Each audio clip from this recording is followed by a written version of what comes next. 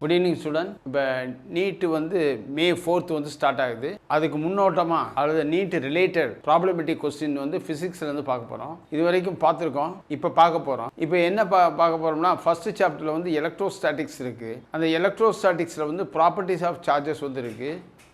இந்த properties of charges வந்து additive நேச்சர்னு ஒன்று இருக்குது. அதுக்கடுத்து கன்சர்வேஷன் ஆஃப் சார்ஜஸ்னு ஒன்று இருக்குது. இந்த மாதிரி வந்து ப்ராப்பர்ட்டிஸ் வந்து இருக்குது. அதில் வந்து ஃபார்முலா வந்து என்ன இருக்குன்னா, Q=NE அப்படின்னு ஒரு ஃபார்முலா இருக்குது. என்னன்னா நம்பர் ஆஃப் எலக்ட்ரான். சப்போஸ் ஒரு 3 வோல்ட் பேட்டரி இருக்குது, 6 வோல்ட் பேட்டரி இருக்குது, 12 வோல்ட் பேட்டரி இருக்குது, 220 வோல்ட் பேட்டரி இருக்குது. இந்த பேட்டரியினுடைய எலக்ட்ரானுடைய எண்ணிக்கை வந்து அதிகமாகும். அப்போ எலக்ட்ரானுடைய எண்ணிக்கை வந்து அதிகமாகும் போது நம்பர் ஆஃப் எலக்ட்ரான் வந்து என்ன, அதை எப்படி வந்து கால்குலேட் பண்ணுறது, அதுதான் வந்து இந்த கான்செப்ட்.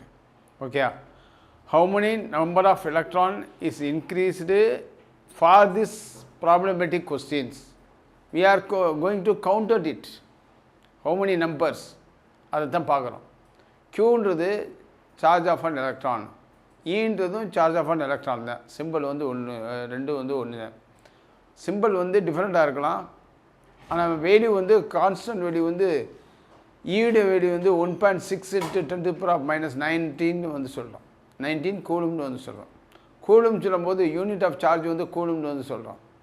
அப்போ என்ன கண்டுபிடிக்கணும், க்யூ வந்து நம்மளுக்கு கொடுத்துருக்கா இல்லையான்னு சொல்லிட்டு இந்த கொஸ்டினை பார்க்கணும்.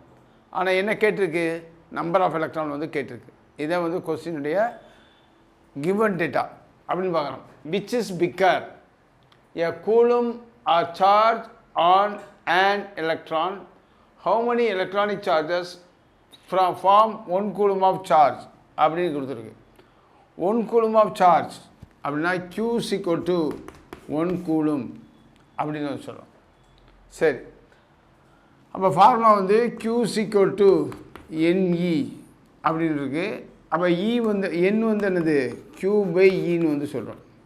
அப்போ N=1/, ஈனுடைய வேல்யூ வந்து கான்ஸ்டன்ட் வேல்யூ. E=1.6 × 10⁻⁻19. அப்போ இதில் சப்ஸ்டியூட் பண்ண போகிறோம். 1.6 × 10⁻⁻19. ஓகே, இப்போ 10/10 போடுங்க. என்ன வரும், 10/16 × 10⁻19 அப்படின்னு வரும், ஒரு வேல்யூ வரும். ஓகே, இப்போ 10 வந்து 16 டிவைட் பண்ணுறோம். இப்போ பார்க்குறோம், 16 டிவைட் பண்ணோம், பாயிண்ட் வச்சிடறோம், 0, 6 வச்சா 96, இப்போ 4 40, அப்போ 2 32, 8 80, 5. அப்போ என்ன வருது ஆன்சரு, N=0.625 × 10⁻19. இதுதான் வந்து நம்பர் ஆஃப் எலக்ட்ரான் வந்து நம்ம சொல்கிறோம். ஓகே, அப்போ இதில் வந்து என்ன சொல்கிறோம்னா, விச் இஸ் பிக்கர், ஏன்னா பவர் வந்து +19 வருது. அப்போ இதுதான் வந்து பிக்கர் வேல்யூ. அப்போ a coulomb or charge on an electron, how many electronic charge form 1 coulomb of சார்ஜ்னு சொல்லும்போது நம்பர் ஆஃப் எலக்ட்ரான் வந்து 0.625 × 10⁻⁻19.